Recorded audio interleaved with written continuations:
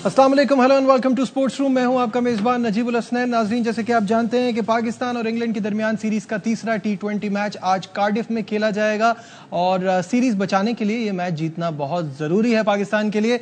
आज रात ये मैच पाकिस्तानी वक्त के हिसाब से 10:30 बजे शुरू हो। मेरे साथ स्टूडियो में मौजूद हैं स्पोर्ट्स कॉरेस्पॉन्डेंट शाहिद हाशमी साहब। शाहिद साहब, अस्सलाम वालेकुम, वेलकम टू द शो। वक्त बहुत कम है, मुकाबला बहुत सख्त। वर्ल्ड कप की तैयारी के लिए पाकिस्तान और इंग्लैंड की ये सीरीज जारी है और ये तीसरा मैच है। और नाजरीन सब जानते हैं कि पहला मैच बारिश की नज़र हो गया था, दूसरे में हमें शिकस्त का सामना करना पड़ा। मेरे हिसाब से ये सीरीज इस वजह से अच्छी है, जब आप अपने से बेहतर टीम से खेलते हैं, चाहे हार भी रहे हो तो सीखने को बहुत कुछ मिलता है। क्या आप इस बात से एग्री करते हैं? बिल्कुल ऐसा ही है। आप बड़ी टीमों से खेलते हैं तो आपको अच्छी तैयारी का मौका मिलता है। आपको चैलेंज होता है कि आप उस चैलेंज को अबूर करें, उस बड़ी टीम को हराएं। टाइटल होल्डर है T20 वर्ल्ड कप के, रैंकिंग में भी हमसे ऊपर हैं, तो हमें एक मौका मिलता। लेकिन पहला मैच बारिश हो गई, दूसरा मैच हम अच्छा खासा खेलते खेलते हार गए 23 रन से, और तीसरे में इंग्लैंड बच रहा है इसलिए कि कार्डिफ में ग्लूमी कंडीशंस होती है। वैसे ही एक थोड़ा सा पुरसुकून सा ग्लूमी सा सिटी है, ऐसी सर्दी ज़्यादा होती है। तो इमाद वसीम साहब की बर्थ प्लेस है, तो अच्छा होता कि मैच हो। अगर 10-12 ओवर का भी हो जाए, इसलिए कि विल जैक्स का मैं पढ़ा था, उसने कहा हो सकता है रिड्यूस्ड मैच हो जाए 10 से 12 ओवर का। तो अगर 10 से 12 ओवर का भी ओवर का मैच हो तो और भी ज़्यादा अच्छा तैयारी होगी कि आप कम ओवर्स के मैच में एक ज्यादा बड़ा चैलेंज आपको मिलेगा। बिल्कुल सही है। Farmer fast bowler Abdul Rauf भी हमारे साथ हैं। रऊफ, कार्डिफ में पाकिस्तान का रिकॉर्ड इतना अच्छा नहीं है, 3 में से 3, तो इस पर क्या कहेंगे? आज क्या एक्सपेक्टेशन है? देखिए, मेरा ख्याल है कि थोड़ा टफ होगा क्योंकि जो इंग्लैंड की टीम है काफी ज्यादा स्ट्रांग है, और पीछे अगर आप पाकिस्तान के मैचेस देखें तो न्यूजीलैंड की निस्बतन कमजोर टीम से पाकिस्तान सीरीज खेला था, और फिर आयरलैंड की जो बॉलिंग अटैक था वो भी कोई इतना ज्यादा स्ट्रांग नहीं था। उसमें जो पाकिस्तान की जो बॉलिंग थी उसने थोड़ा सा स्ट्रगल किया उनके खिलाफ, मगर जो बैटिंग थी उन्होंने क्वाइट इजीली इस सिचुएशन को हैंडल किया। मगर अब यहाँ पर दोनों चीजें स्ट्रांग है, इंग्लैंड की जो उनकी बॉलिंग है वो भी स्ट्रांग है, उसके बाद बैटिंग भी स्ट्रांग है। और जहां तक आपने कार्डिफ की बात की है तो मेरा ख्याल है कि कार्डिफ का एक डिफरेंस ये होगा कि एक तो ऑलरेडी वहां पे बाउंड्री छोटी है, और दूसरा T20 फॉर्मेट में उन्होंने थोड़ा सा इसको और शार्ट किया होगा। तो इसमें अगर पाकिस्तान के बैट्समैन थोड़ा सा दिलेरी के साथ खेलते हैं तो स्कोर तो वहां पर हो सकता है, मगर उसमें थोड़ा सा पेस को आपको टैकल करना पड़ेगा, क्योंकि अगर जोफ्रा आर्चर के साथ मार्क वुड भी खेल गया तो पाकिस्तान के बैट्समैनों के लिए बहुत ज्यादा परेशानी का बायस हो सकता है। अच्छा, सिचुएशन ऐसी है कि हम बात तो कर रहे हैं कि पाकिस्तान के लिए अच्छा है, बड़ी टीम से खेल रहे हैं, लेकिन पिछले ही मैच में हमको एक अपॉर्चुनिटी मिली थी। 144 पे जाके उनकी तीसरी विकेट गिरी है, और फिर एंड में उनके बहुत ही कम रन बने और इतनी सारी विकेटें गिर गई, तो वो हम कैपिटलाइज नहीं कर पाए। 183 वॉज बिलो पार स्कोर, हमें वो चेस करना चाहिए था। तो अपॉर्चुनिटी बड़ी टीम बार बार नहीं देगी। बिल्कुल चेस करना चाहिए था, और आपकी बॉलिंग ने तो अच्छा किया। 144 रन जो आप जिक्र कर रहे हैं, 15 ओवर की आखिरी बॉल थी, 15 ओवर में 144, उसके बाद सिर्फ 39 रन बने आखिरी 5 ओवर्स में, तो इतना बड़ा स्कोर नहीं था। फिर आप फखर और बाबर की पहली 2 विकेटें जल्दी गिरी, फखर और बाबर की बड़ी अच्छी 53 की पार्टनरशिप हुई। बाबर थोड़ा सा स्लो हुए थे स्पिनर के आने पर, और 26 बॉल में 32 वैसे देखो तो अट्रैक्टिव नहीं लगते, लेकिन उसने इंटेंट शो किया, फखर ने भी इंटेंट शो किया।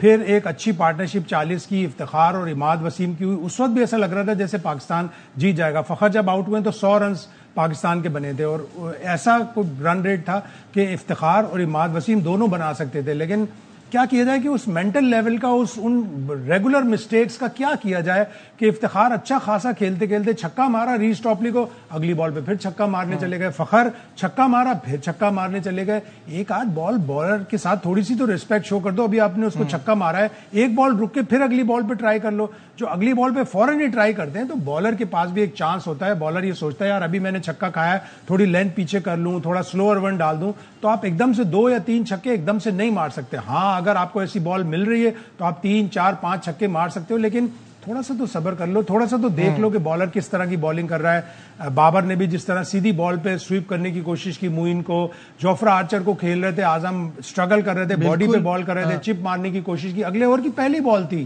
तो आप पहली बॉल को तो कम से कम थोड़ा सुकून से खेल लो, डॉट बॉल कर लो, या अगर सिंगल लेके दूसरे एंड पे चले जाओ तो आपके पास चांस होता है। मैच पाकिस्तान को जीतना चाहिए था। हमने गवाया, ये अपॉर्चुनिटी हमारे हाथ से निकली है। रऊफ, जो बात अभी शाहिद साहब कर रहे हैं वही आपसे पूछना चाहूंगा, क्यों दुनिया के power hitters back to back hits भी लगाते हैं, उनके स्ट्राइक रेट पे भी फर्क नहीं पड़ रहा होता, वो अपने ऊपर प्रेशर भी नहीं लेते, जब हम ये करने शुरू करते हैं तो हमारे अंदर वो उसको प्रोलॉन्ग करने की सलाहियत नहीं है? क्या ये स्किल का फर्क है?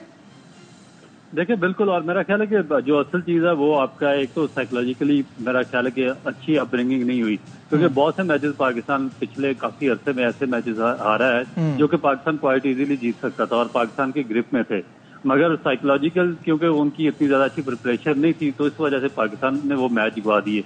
दूसरी जहां तक आपने चीज बताई है कि क्यों हमारे जो बैट्समैन है वो फिनिश नहीं कर सकते, तो मेरा ख्याल है कि वो बार बार क्यों शॉर्ट पे जाते हैं। तो आपने देखा होगा कि जो बाकी टीमों के एस्टेब्लिश बैट्समैन हैं वो जब खेलते हैं तो वो इम्प्रोवाइज करते हैं। अगर उन्होंने कोई छक्का लगाया तो आगे उनको अच्छा बॉल मिला तो उसको टैकल करके वो सिंगल लेकर दूसरे एंड पे चले जाते हैं, क्योंकि उनको अपने ऊपर कॉन्फिडेंस होता है कि वो इस मैच को फिनिश कर सकते हैं और मैच उनकी ग्रिप में होगा।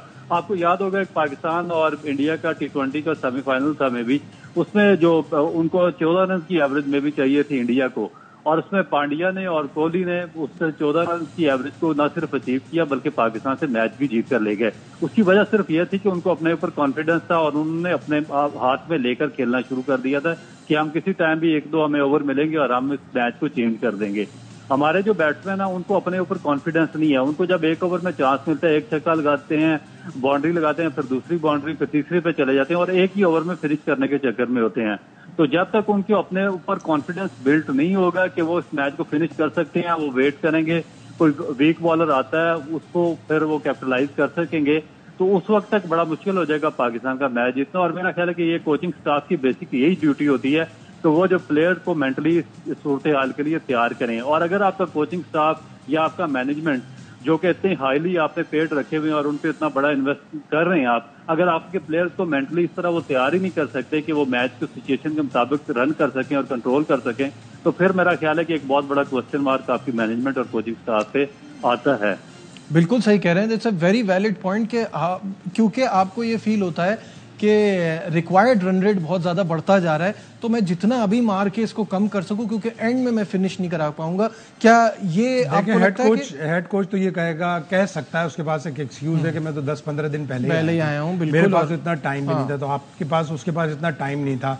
लेकिन ये प्लेयर्स की खुद भी अपनी जिम्मेदारी होती है कि आप देख रहे हैं कि आपने एक बॉल पे छक्का मार लिया तो आप फौरन ही अगली बॉल पे ऐसी ट्राई ना मारें, आप गेम को डीप लेके जाएं। आप गेम को अगर डीप लेके जाएंगे, देखें वही जो अभी रऊफ ने मैच याद दिलाया, 23 अक्टूबर 2022 मेलबर्न का ग्राउंड, आखिरी 3 ओवर में 48 रन चाहिए थे। आज तक आखिरी 3 ओवर में चेज में 48 नहीं बने। लेकिन वहां पे एक ओवर में 17 रन लिए, फिर अगले ओवर में 15 रन लिए, फिर आखिरी ओवर में 16 रन लिए और कोहली ने मैच फिनिश किया। गो के उसने विनिंग शॉट नहीं मारा, विनिंग शॉट अश्विन ने मारा, लेकिन क्या कमाल का मैच था। उस पर पूरी डॉक्यूमेंट्री बन गई कि किस तरह आपने चेज किया। तो उस वक्त जब हम भी देख रहे थे आप तो वहां मौजूद थे। हाँ, हमारे ये प्लेयरों को ये सीखना पड़ेगा कि मैच किस तरह फिनिश किया था। और स्पेशली ये 3-4 प्लेयर हैं, इमाद अच्छा फिनिश करता है वैसे मैचेस, लेकिन इमाद, इफ्तिखार, आजम, फखर, ये आपके 3-4 प्लेयर हैं जिन्होंने आपको मैच फिनिश करके देने हैं। टॉप से अगर रिजवान और बाबर की बड़ी अच्छी लंबी इनिंग्स चल गई तो वो मैच आपको फिनिश करके देंगे। अच्छा रऊफ, यही बात आपसे पूछना चाहूंगा कि अभी तक सिर्फ पाकिस्तान की टीम ही नजर आ रही है जो अनसेटल है।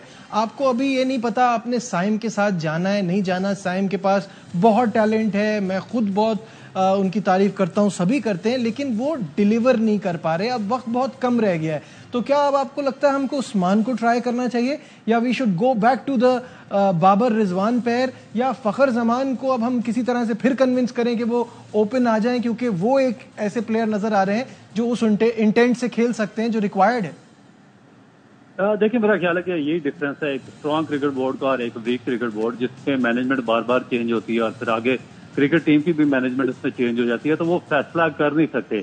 और फिर at the nick of the time जब इतना बड़ा इवेंट आपके सर पे होता है तो आपसे ये डिसाइड नहीं हो रहा था कि आपके ओपनर्स कौन होंगे, वन डाउन कौन आएगा और जो फिनिशर होंगे वो कौन होंगे। तो ये एक मेरा ख्याल है कि बड़ा एक लम्हा फिक्रिया पाकिस्तान क्रिकेट के लिए इस तरह होना नहीं चाहिए, क्योंकि आपको काफी अर्सा पहले ये प्रिपरेशन शुरू कर देनी चाहिए थी। आपको बैक टू बैक सीरीज मिली, आपके पास आयरलैंड की सीरीज थी, वहां पे 4 मैचेस थे, आपके पास न्यूजीलैंड की सीरीज थी, 4 मैचेस वो थे, उससे पहले आपका जो न्यूजीलैंड का टूर था उस सीरीज में थे। तो आपको उस वक्त जितने भी आपके अच्छे यंगस्टर थे या आप जो भी आप चीज ट्राई करना चाह रहे थे तो आपको उन सीरीज में ट्राई आउट कर लेना चाहिए था और एक बड़ी परफेक्ट आपको बैलेंस कॉम्बिनेशन के साथ इस इवेंट में जाना चाहिए था। मगर अब एक वर्ल्ड कप हमारे सर पे है, हमारे प्लेयर परफॉर्म नहीं कर रहे, हमारे ओपनर्स परफॉर्म नहीं कर रहे, हमारे फिनिशर गेम को फिनिश नहीं कर रहे, वही उनकी एवरेज है 15 रन, किसी की 11 रन, किसी की 12 रन। और हम अभी सिर्फ एक मौजूदे के इंतजार में हैं कि शायद मौजूदा हो जाए, 4 रन कर दे, शायद मौजूदा हो जाए आजम खान चल जाए, शायद मौजूदा हो जाए तो उस्मान खान कुछ कर दे, शायद मौजूदा हो जाए तो आपका साइम अयूब कुछ कर दे। तो इस तरह होता नहीं है। मेरा ख्याल है कि जो एस्टेब्लिश बोर्ड्स होते हैं उनको इस तरीके से लेकर नहीं चलना चाहिए। बहुत बहुत शुक्रिया अब्दुल रऊफ हमारे साथ थे। शाहिद साहब अभी हमारे साथ ही हैं। यहाँ लेते हैं एक छोटा सा ब्रेक, कहीं मत जाइएगा, विल बी राइट बैक।